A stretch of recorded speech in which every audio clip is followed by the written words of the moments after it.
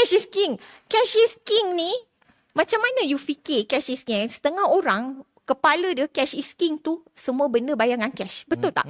Bagi I, itu melacurkan cash. Betul. Itu bukan cash tu king. Kalau cash kau king, kau patut jaga, preserve dia, invest dia, grow dia.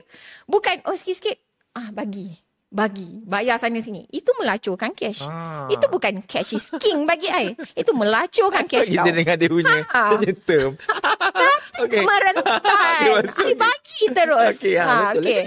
Betul. So, cash is king tu sebenarnya, you patut merajakan cash you lah. You simpan dia, protect dia, jaga dia, grow dia.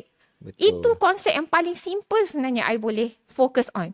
I tidak sama sekali sebenarnya encourage orang untuk gunakan credit card untuk berhutang. Tetapi kita berhutang tu kena ada strategi, kena bijak. Sebab in the end of the day, main focus dia ialah investment.